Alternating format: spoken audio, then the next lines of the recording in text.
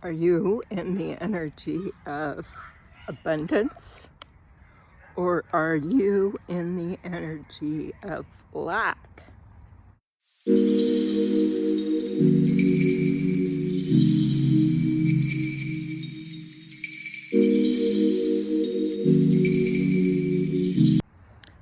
Now, this is kind of a tricky subject because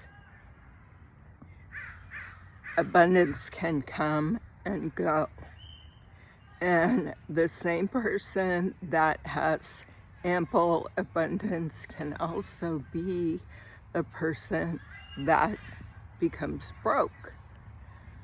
And you can go through many cycles like this in your lifetime. Abundance and being broke. We've heard about people that, grow up poor and then they get a big break, quote unquote, and then they spend their money and then they're broke again, and then they build themselves up again, and then they're abundant again. So abundance can be money, abundance can be happiness, abundance can be stability, abundance can be health, abundance can be family. There's many ways that people experience abundance. Sometimes people are in the frequency of money abundance, but perhaps they're not in the frequency of love abundance. Sometimes people are in the frequency of love abundance and they're not in the frequency of money abundance. Now, abundance can come in many, many forms, and it really is defined by you. And I ask you, have you defined what abundance is to you? It is critical that you define what your abundance is. Your mind obeys. Your mind obeys what your thoughts are, and your thoughts can be a creative process for your life. You're putting out a specific frequency into the universe, and this is going to collaborate with the universe to return your thoughts into a thought form, your reality. And many of us do not think about what we are putting out into the universe. We just go through life and we are, thinking about all the problems we have, and that somebody did something to you and that's upsetting you, or that you're so broke that you're not going to make it. I get it. I have those thoughts too. We need to believe that what we want is what we have, and that what we desire is obtainable. And the way to do that is to believe that you can have that abundance just like anybody else. There's no difference in you. You have the ability to receive abundance. The important thing, though, is to try and direct your thoughts into something that is going to serve you. So, a good way for many people to do this is to create a bullet list, journal, something like that, or mantras, something like that, where you speak out your desires each day and in the form as if it already were existing. And the reason why we do this already existing part is because we want to train our mind that we already have this. We're not gonna be constantly seeking this. We are our own worst enemy. I certainly know that I have been my own worst enemy for a very long time. I have also been my own greatest cheerleader, and I have brought many wonderful things into existence in my life just by believing in myself, by negating those thoughts, sweeping my mind of those thoughts that prevent me from obtaining something, preventing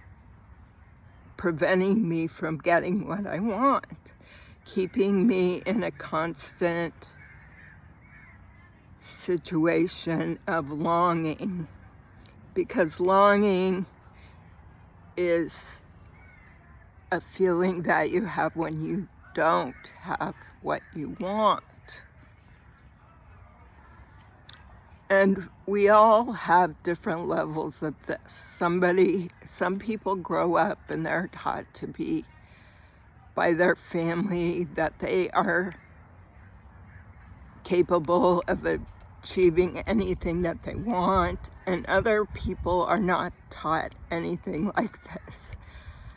For example, I was not taught anything like this.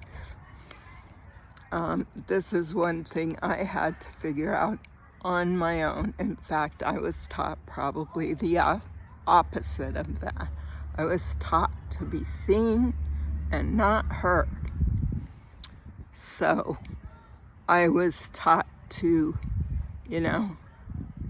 not stand up for myself. I was taught to listen to those figureheads around me, and especially with a domineering father who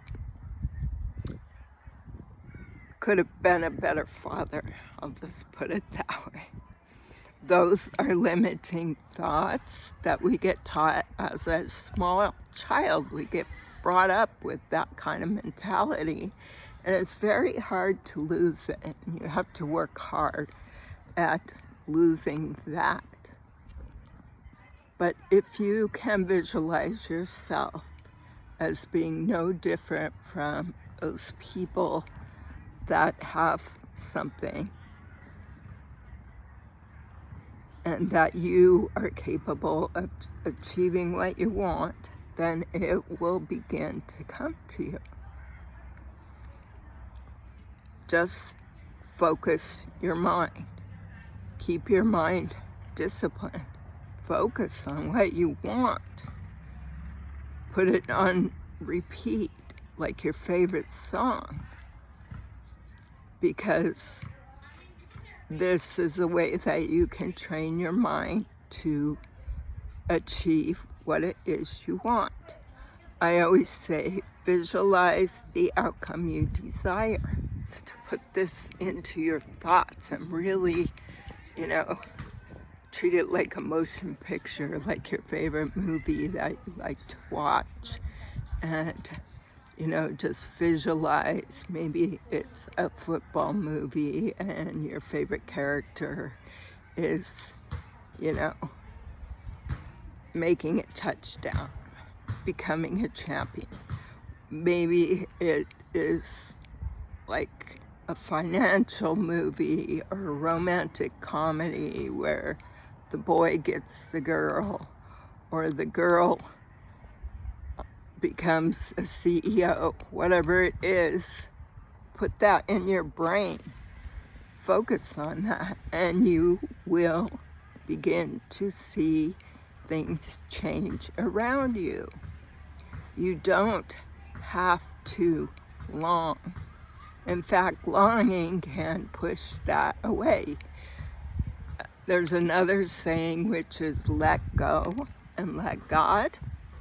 That's the way of allowing the universe to be creative in your life. When you train your mind to be focused, you then let go and let God work divine magic in your life. And I can speak this from, good and bad experiences.